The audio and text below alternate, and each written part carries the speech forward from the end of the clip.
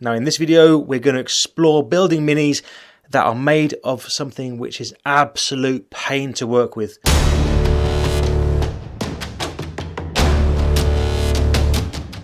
But first of all, I am John and welcome to Flying Raven Studios. This is the channel where we explore the whole world of miniature modelling, where we look at all the different genres and different disciplines within the modelling world and to get to the bottom of all the old wives' tales so you can get the most out of your hobby. Now the more you explore, you'll find whole ranges of minis and models which are made out of metal. Now these can have their advantages, but they can be very different if you're used to working with plastic, for example. So for this project we're going to use a model from the BattleTech game. But what we go through will work for any metal mini that you come across. But enough of that, let's get into it. So knowing how to use a twist drill or a pin vise is kind of critical to getting these minis put together in one piece. Now I have covered this in more detail in this video over here. So if you want, pause this video, go and watch that and come back to this point here and we can crack on.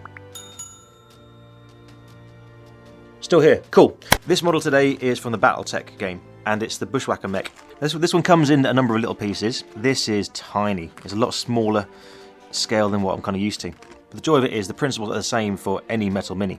So when you get your mini, make sure you've got all the bits, but there's a number of things you need to do. The first thing is the same thing with any mini you get, no matter what it's made out of, and that's look for the mould lines. Now mould lines are basically the joints between the mould when it was cast. Now, as you can see, there's like a little fine line coming down the centre here, and it kind of goes around the whole thing. Now another thing you're looking out for is flash. Now flash is a little bits of metal that are left over from the casting process. They can be quite tiny, but they can also be very, very sharp. Any bigger bits you can snip off with your side cutters, or you can just carefully take them off with a hobby knife. You might want to wear some eye protection for this bit, because if a little bit of metal pings off and hits you in the eye, it's going to spoil your day. So same as any mould line, you can either use a hobby knife just to scrape along the mould line, just to remove it like so, or you can use like a metal file to take that down. And what you're looking for is a nice kind of flat surface on there. But also be careful that you don't take any of the detail out. Now if you do take the detail out, it's not a massive drama at this scale because you can put it back in and I'll show you how to do that in a minute. Now if you have nice shiny metal, then you've got a nice flat surface to work with. You don't necessarily want to polish it because that'll make it harder for the paint to adhere to. So you want a little bit of key in there still, a little bit of roughness for the paint to grab a hold of. So for rounded surfaces, you can often find that the round file is a bit easier to use and gives you a better result.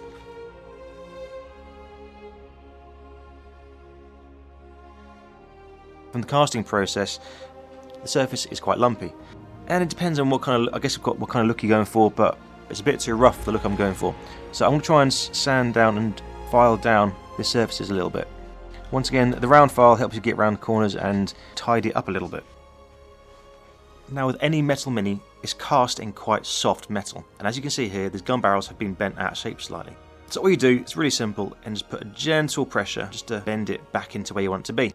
Obviously the more you bend it, it's more likely to break. So if it does break, then you're diving into your bits box, but if you're gentle with it, you should have no problems. Now as you can see here, when I've been working it and I've been filing it down, I've lost some of the panel lines in there. Now it's not major drama, it's really simple to fix. So to put those panel lines back in again, all you need is a panel scribing set. So there's two main parts to the kit, and I've got some scribing tape here to help me get the lines nice and straight. Now in the kit itself, I've got two parts. I've got a handle. Now the bit in the handle is secured using an Allen key, which is contained within the kit. And you've got a number of very sharp blades in here. These things are lethal if you're not careful. As with all tools, excellent tool, but you need to respect it and use it appropriately. So the blade goes in there like that, you tighten it up, just a finger tight. Look at there, you've got a very sharp blade. It's basically like a really small and really very sharp chisel. I want to re-scribe some of the lines in here. So what I'm going to do, I'm going to get some of this tape. Now this is a guide tape for scribing, so it's quite tough. So what you do is you find the end of it, there we are, and you cut off the amount you need, like so, and take off the backing strip, and then you just put it over where you want the line to be. So once you've got it exactly where you want it, then just firm it down. Basically quite a very small bit of plastic. It's quite firm, hence why it's tough enough to use as a guide for your scribing. So once you've got that down, give it a firm bit of pressure. You take your scribing tool and just use that as a guide. And first of all, fairly lightly, don't press too hard.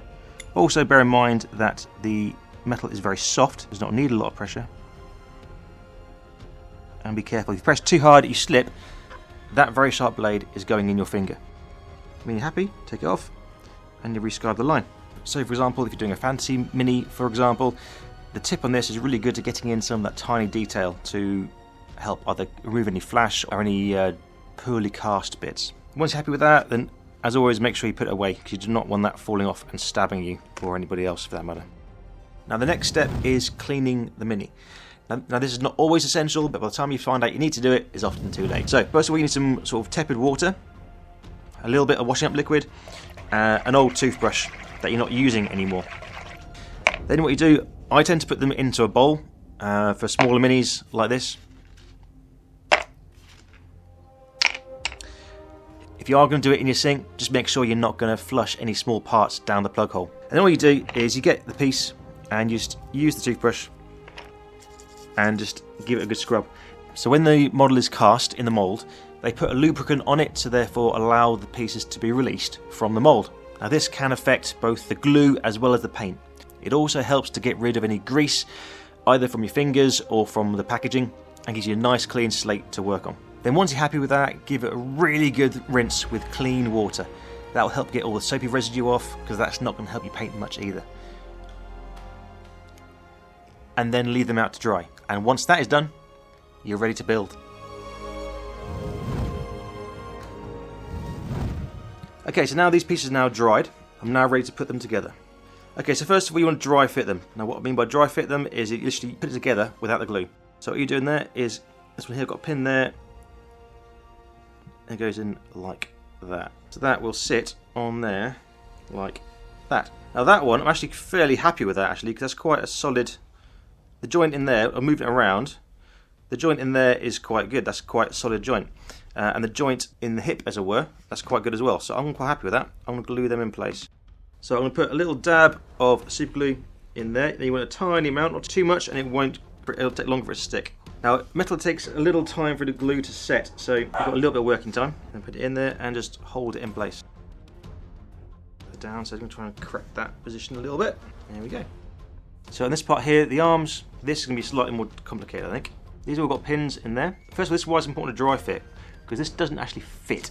Currently there's no way to secure it in place.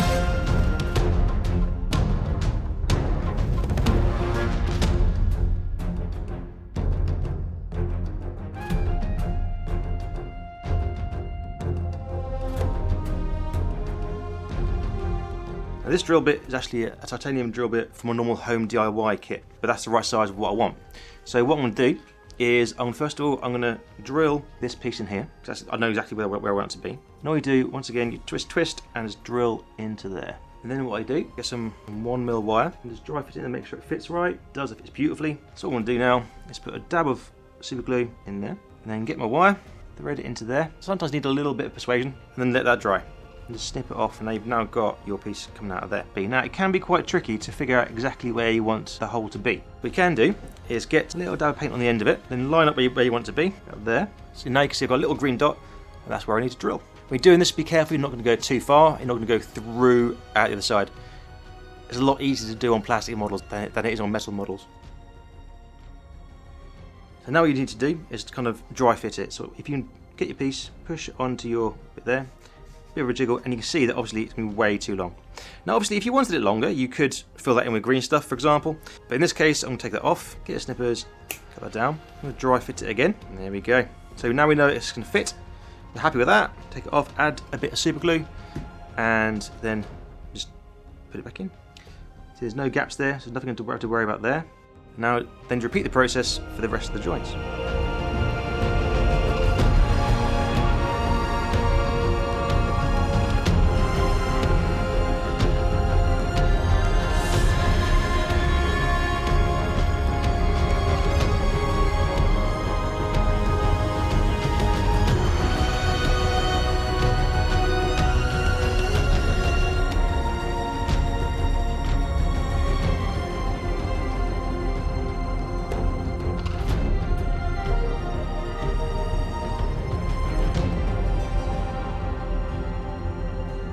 Right, so now that's built, it's now time to prime it and paint it.